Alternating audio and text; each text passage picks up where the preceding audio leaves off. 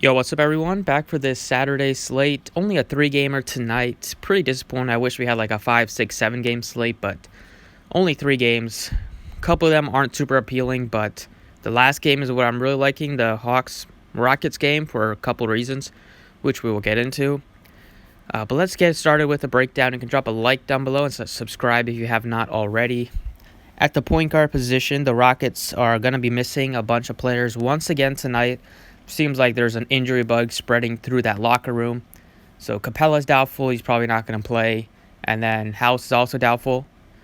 So already have a pretty tight rotation. And now you're going to probably get some minutes for a really cheap min-price guy. Not min-price, but really cheap player that we'll talk about. At point guard here, we have Harden, Westbrook, Young. I love Trey Young here on Draftkings. Played 43 minutes last night, which is definitely a little concerning on a back-to-back, but he's a young player. I don't really expect him to have a huge hit on his offensive production just because he has such a high usage rate. The only reason I can see him not really make value at this price tag is if this game just gets out of hand early and he doesn't see a lot of minutes. But in competitive game, he's been playing over 40 minutes. Lately, played 43 minutes that was in overtime, but he's playing close to 40 minutes in competitive games, 38, 39 in some of these games. With a 60-point ceiling, he's just too cheap at 8,900, I would say, against the Rockets. At shooting guard, I like James Harden, 12,000. He gets a big bump if you take out Gordon, if you take out House, take out Capella. He gets like a 1.7 point per minute guy, and at 12,000, the price tag is it's definitely where it should be, but we know we can still blow this price tag out of the water when he just goes for 50 real life points. He's playing a ton of minutes every game, and as long as this game happens to stay somewhat competitive, it's not like we have some other really good close games on this slate. I mean, we have the Hornets going into Milwaukee. That could be a blowout, and then the first game is between two good defensive teams.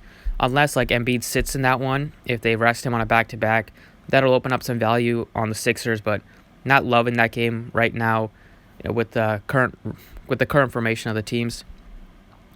But Harden at 12,000, I like him just because gonna take a lot more usage without those guys. He's already taken a ton of shots, but he's gonna take even more shots. It's really gonna be the James Harden, Russell Westbrook show tonight, and I just feel like Harden at 12,000, just because I do like Trey Young, cheaper than Westbrook. I think he makes for a clear play at shooting guard.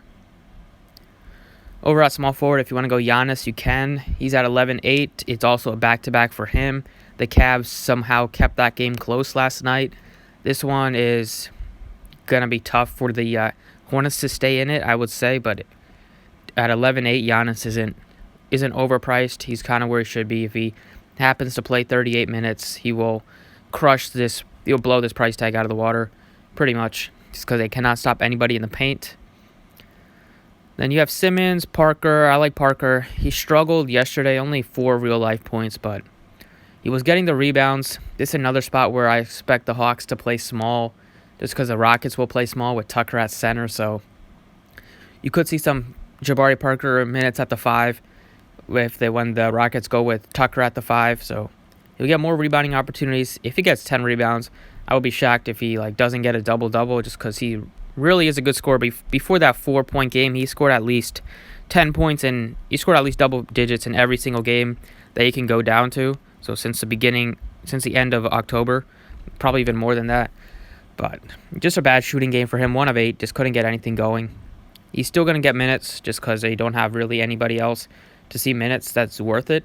And at 67, if it's pretty clear if you're going to stack the Rockets, if you want to run it back with the Hawks, the 2 to run it back with are Trey Young and Jabari Parker. So definitely like Parker. And Chris Middleton, we'll see if his minutes have been low since his return from an injury. He could be resting on a back-to-back. Bridges is viable, 5,300 for Bridges. Tucker, I don't mind him because you're going to see some center minutes. TJ Warren is cheap, 4,800 for TJ Warren. He's not a good usage guy, high usage guy, but the price tag under 5,000 definitely caught my eye a little bit as a potential play. And then some punts here. Ben McLemore, definitely viable here. 3,500 is going to jump into the starting lineup, so he makes for a great value play, stepping in for Daniel House. I mean, if House is out, but not expected to play unless he gets upgraded throughout the day. 3,500, he's going to see probably 30 plus minutes. If he hits some shots, get some peripherals, we'll have no problem making value. So one of the better value plays on the slate. And then at power forward, I will run it back with Jabari Parker. I mean, this game is my favorite stack on the slate.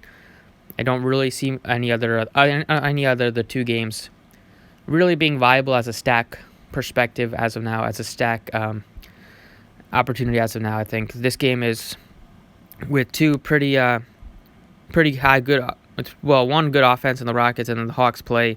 They have been playing at a faster pace. They started off the year playing one of the slowest paces in the league, but over the past couple of weeks, they've really upped their pace, just like last year, where they were one of the leaders in pace. Parker at 6,700, don't have a ton at that position. I think he makes sense, especially if you're going to be stacking this game. And then over at center here, we'll have to see some injury news. If Zeller's, I think both of these Hornets guys are viable. If Zeller's out, play Biyombo. If Zeller's in, you could play Zeller. But if you don't want to play Chalk Zeller, you could go down to maybe like Gary Clark here, who got recalled from the G League. And he played 29 minutes. And that was with Daniel House playing basically a full game. So without Capella, I could see Gary Clark see a lot of minutes here. They're missing a bunch of guys in this game. He played 29 minutes in a competitive game against the Heat, and he was productive out there. And Tyson Chandler only played 7 minutes, even though he drew the start.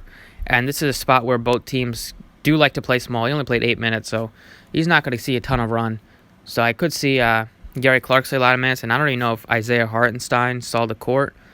That would be interesting if he did not play 10 minutes. So basically nothing. I think you could see Gary Clark play, even close the game if he's playing really well, but he's probably going to be the first or second guy off the bench after Austin Rivers. So you'll see good minutes. He's at almost a min price on DraftKings. I think him and Ben McLemore are the better value players on the Rockets, and I don't know if that many people will play Clark, just because you have to scroll down pretty far to get to his name. And then at guard here, I like Devontae Graham. He's at 6,500. His price tag is down. The minutes are right where they should be. They're like 37 to 39. He's a great player. He's basically taken over the point guard duties, and Rozier shifted over to the shooting guard position. He's had at least 8 assists in 4 straight games, scored at least 16 points in 4 straight. So he's a really solid contributor in those two categories. Doesn't get much rebounds, but good chance to get a double-double or at least have a chance to get a double-double just because he's playing a lot of minutes and productive, high usage rate when he's on the court. This matchup against the Bucks, they're a good defense and all that, but they have had some struggles against guards, which is kind of surprising when you have Bledsoe, but with Middleton out for a while, they had to rotate in some guys. So 65 for Devontae Graham. I like the price tag on him just because he does have a 45, 50-point ceiling when he has like a big game. So that's what I like for DraftKings. Definitely love this Rockets-Hawks game. And then over on Fanduel, kind of the same deal. Trey Young is much more expensive than Westbrook on Fanduel. On DraftKings, he's cheaper than Westbrook. But unless like Embiid's out, I think both of these guys are the best plays. At the point guard position, you get big-time upside from both of them. Westbrook will probably get a lot more rebounding opportunities without Capella in there, and we know how he loves to crash the glass. So I could see Westbrook have a big game. The Hawks also turn the ball over at an unreal rate. So good chance if you do stack the Rockets side, good chance that you'll see a lot of these players get like multiple defensive stats just because the Hawks are that bad at holding on to the basketball. They turn the ball over a ton. So I like those two. I love James Harden. Too cheap on FanDuel. I mean, when he's $12K on DraftKings, he should be like $12.5 on FanDuel, almost $13K on FanDuel. So Harden is really cheap. Small forward, I like Bridges. At this position, there's not a ton. Here, if you can get up to Giannis, that's great. If you can't, then you're basically stuck with Tobias Harris in a tough matchup against the Pacers if the Sixers get Embiid.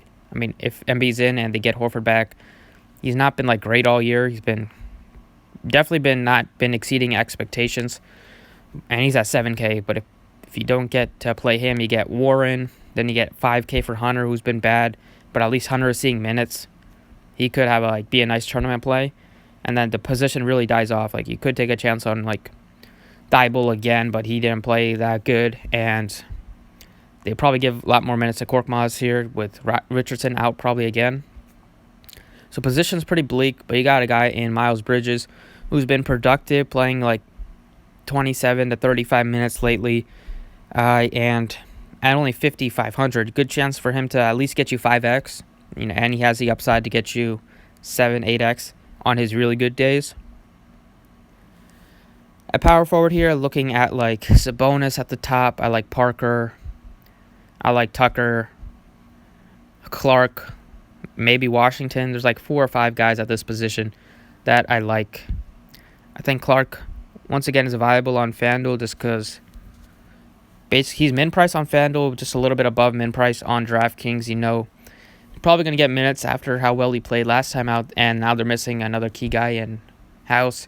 If McLemore's in, doesn't play well, then Clark should get good minutes, and will probably good chance to close the game because they're not going to close with Tyson Chandler, even though he's going to start.